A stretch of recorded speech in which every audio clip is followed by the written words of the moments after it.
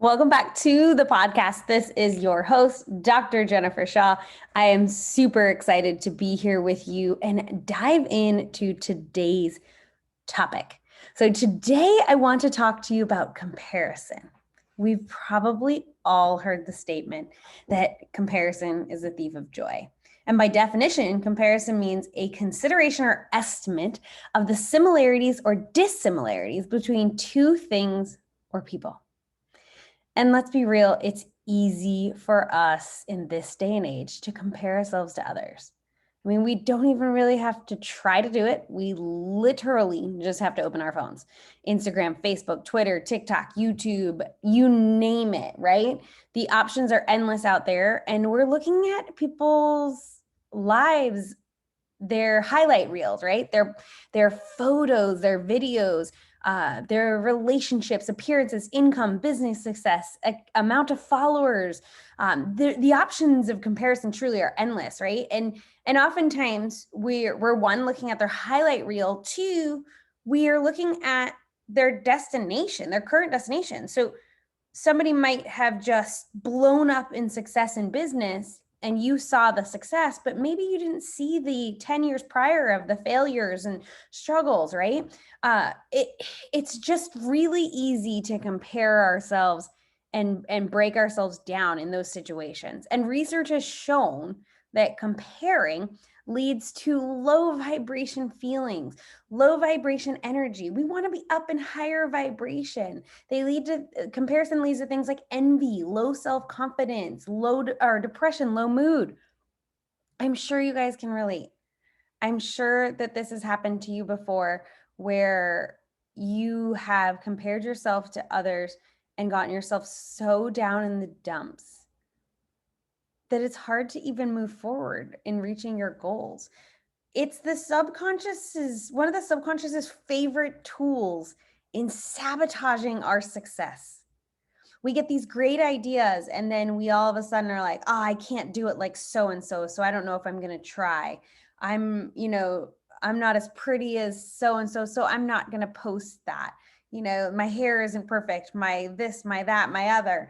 I remember back in the day, I was working with a business coach, and I'm still friends with her. She's just so dear to my heart. But she and I were talking about, I was like, oh, my house isn't perfect. It's not good for filming. I never have makeup on. I'm always in yoga clothes. She goes, well, who do you want to work with in life? Who do you want to influence? Do you want to be surrounded with people who wake up every morning and put makeup on? No offense if you do, it's totally fine. The moral of the story is, like, I genuinely am just a person that I'm pretty comfy each day. I'm sitting here in a Doterra sweatshirt and Lululemon pants, and I'm happy and I'm comfy. And this is how I show up, right? So I can easily compare myself to the girls who always have their highlights done and their hair done and their makeup on and all of that, and be like, oh God, I'm just not as pretty as them, not as ready for them as to like go live and things as they are. But really, really what it comes down to is, like, I'm just using those as excuses to not show up as my best self, right? So maybe, like me, you were trained to compare yourself to others. Why can't you be more like your brother or sister? You should be more like Jimmy. He's quiet and follows the rules. Why are you so loud? Were you told any of these things or similar things as a child, right? Your parents, other adults, they were simply doing their best with what they knew. And however these stories were told to us, they weren't told to us to really, truly maybe change us moving into the future, but they've stuck with us. They have. They've been ingrained in our subconscious mind. And maybe you've repeated them to yourself for the last 10, 20, 30, 40, 50, 60 years. Who knows, right? But you've most likely carried these with you all of your adult life. And they may be affecting you in so many areas, and honestly, many that you're not even aware of. For me, after my childhood of being told I was too loud, too much, too everything, I got into a relationship where I couldn't do anything right. I duplicated that, right? That was my experience of my childhood, and that was what I found I duplicated in relationships, right? If I was wrong if I cooked. I was wrong if I didn't cook. I was wrong if I helped. I was wrong if I didn't help. I was wrong if I talked. I was wrong if I didn't talk. I was wrong no matter what I wore. I just, no matter what, I was wrong. And I hope that you can honestly only imagine how self-critical I was and have not had to experience this type of psychological warfare yourself. But after years of that, when I left that relationship 3 years ago, I was so low. I had very little self-respect for myself. And honestly, it showed. It showed in my appearance, my thoughts, my relationships. And I've spent the last 3 years truly trying to rebuild my confidence, trying to really learn to love myself again, to love myself for who I am, for how I show up in the world, and knowing that that's good enough. That's perfect. That's exactly how I should show up, as long as I'm being authentic to myself.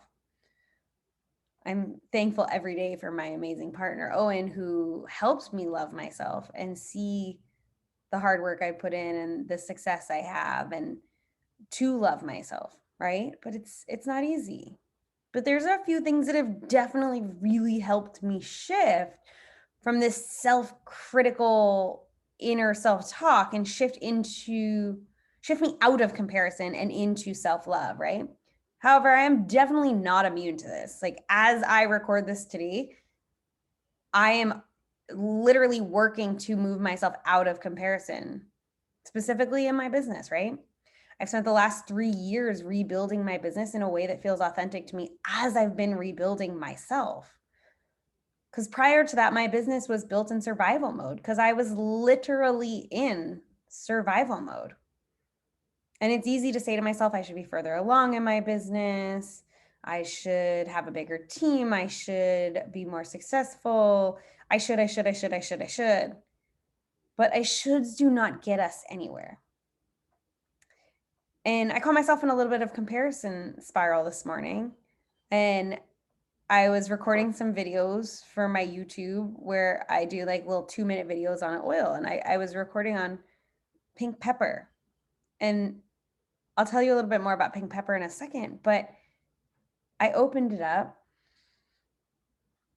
after I had already, spent some time comparing myself, to others' journeys. And I opened up, I started talking about it, and I was like, this is what I need right now. This is what I needed to hear. This is what I need to smell. These are the thoughts I need to have, right? And then I opened my Instagram, and the post that popped up was someone I respect so much in business. And she was posting a similar journey with comparison. And it was that moment that I knew I needed to share this with you guys. It was that moment that I was like, I know what I'm going to record my podcast episode on. Because when these things keep coming up for me, I know that they're not just coming up for me. I know that other people need to hear them, right? So let's talk about what I do when my energy needs to be shifted out of comparison, low energy emotions, and yeah, how I move into that better emotional state. So oils have been a huge part of this for me. I already mentioned pink pepper. This is the oil of intrinsic equality. It challenges us to acknowledge the way we judge ourselves through comparison.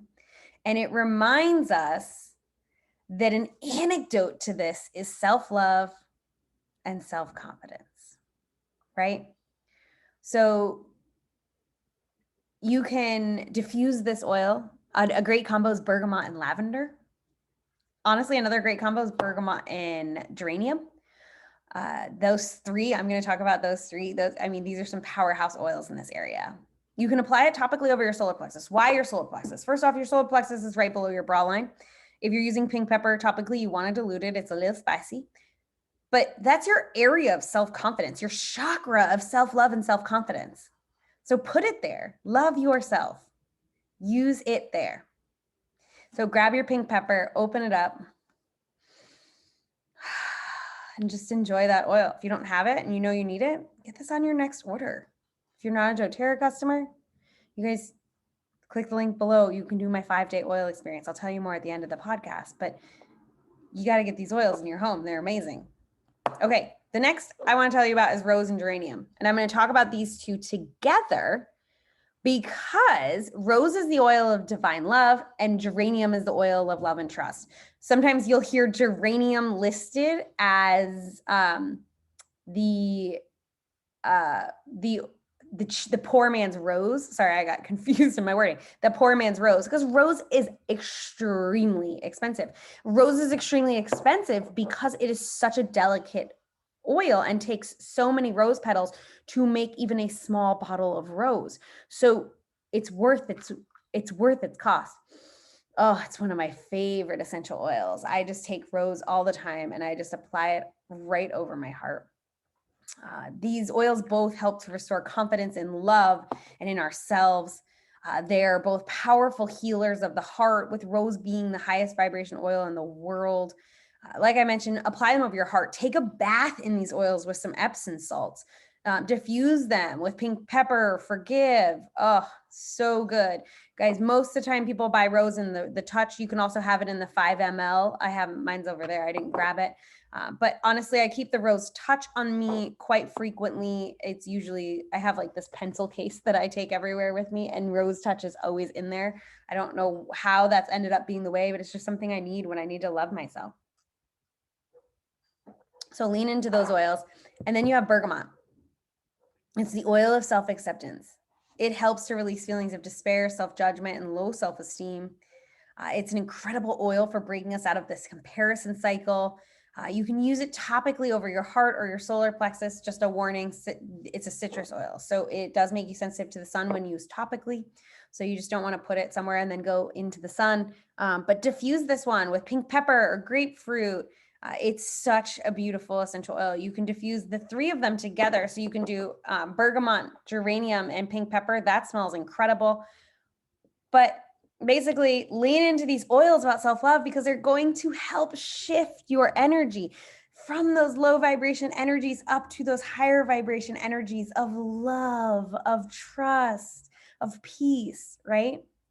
So use those oils. Now, once you put those oils on or have them diffusing, you can use my next trick, which is mirror work, okay? Mirror work is amazing. And according to Louise Hay, mirror work is the most effective method for learning to love ourselves. This is such a powerful technique, guys, right? And remember, the remedy for comparison is self-love. So what is mirror work? It's standing in front of the mirror and stating positive affirmations to yourself. I am safe. I am beautiful. Thank you, thank you, thank you. You're doing a great job. I am so proud of you. You guys basically stand in front of the mirror and say things that you wish you heard from your parents, your loved ones, your significant other, your siblings. We so often look outside for this love when really it has to be found inside of us. It's been here all along. We have to love and appreciate ourselves first before anyone else can. You've probably heard this before. People only treat you as good as you treat yourselves. And it's time to be honest with yourself. How are you treating yourself? This type of work can really, truly be hard. I get that. It can be extremely hard to stand in front of a mirror and talk to yourself and say kind things, because so often what we repeat in our head is so negative. So we need to shift and we need to start saying positive things to ourselves. Start with a minute a day, 2 minutes a day. Commit to doing it 5 days a week, 7 days a week, right? Maybe put a mirror in your shower and do these things in the shower while you're alone and you have some time, right? Maybe you've seen some of those little videos of little kids standing up on the counter in the bathroom and they're like, you are amazing. You're unstoppable. You're incredible, right? Start saying those things to yourself. This type of work is hard. But if you're consistent with it and continue with it, you'll notice yourself being less self-critical. You'll notice yourself comparing yourself less, truly loving yourself more. And the last thing I want to talk about is meditation. When our minds are spinning with thoughts, that's often when we need most to sit and be with those thoughts. There's this misconception that meditation is about sitting in a quiet mind. Meditation is only done right if you're sitting there and no thoughts are running through your head. But that's easier said than done, guys, right? Oftentimes for me, it's about sitting with the spiraling thoughts, thinking them, remaining present until I'm able to shift those thoughts and find peace in the present moment. So basically, I find I need to stop avoiding the thoughts, acknowledge them, and even potentially think about their origin. Is this a story I heard from one of my parents, from somebody in my life? Is this a story I've been telling myself for years? Where did it come from? Why is it there? And then, if you can, reframing it. Starting to think differently, starting to speak differently to yourself. Your thoughts have so much power. Guys, there's studies out there and there's things that you can see of plants that have hateful words taped to them, hateful words repeated to them, and they die. And then there's the same plant treated the exact same way, same light, same water, same food, same nutrients, everything with kind words spoken to them. And they flourish. You can find information out there on water. It's frozen. It's frozen with words of hate being spoken to it, and it's chaotic and horrible in the way it's frozen. Or it's frozen with beautiful words being spoken to it, and it looks stunning. Guys, what we say matters. Everything we say, everything we think has a vibration. And when we sit in comparison, we sit in negative, we are doing ourselves such a disservice. At the end of the day, you're beautiful just the way you are. You are perfect just the way you are. You are lovable just the way you are. But it all starts with you. And you have to find love for yourself. And everything else will follow. I love this quote by Zen Shin. A flower does not think of competing to the flowers next to it. It just blooms. So stop comparing. Find love for yourself. Lean into your essential oils. Do that mirror work. Sit in meditation. And love yourself because you are worth it. I hope this message was helpful for you. I know it was therapeutic and helpful for me to work through sharing this journey with you. It always is. It's so powerful what this podcast has done in my life. So thank you. Thank you for listening. Thank you for being a part of it. You guys, I mentioned if you don't have essential oils, you should check out the 5-day oil experience. You really should. Go to my website, Dr. Jennifer Shaw, and click the Buy Now button, or you can click the link down below and do the 5-day oil experience. For 5 days, you get me. You get 6 samples of Doterra in your home, and you get me guiding you through those samples for 5 days. And at the end, you fill out a short survey, and we hop on a call. And the best part is it's only $10. $10. Buy 2 less coffees and treat yourself to this experience of essential oils in your home. And if you guys write in the referral comments, comparison, I'm going to send you a sample of one of these amazing oils that you can use to help support you in comparing yourself less to others and loving yourself more. So fill out the form, and at the referral part, put the word comparison, and you'll get a 7th sample. I hope that I get to send these oils to you to try, and I am excited to just be a part of this journey with you. Thank you so much for listening to the podcast, and until next time, namaste.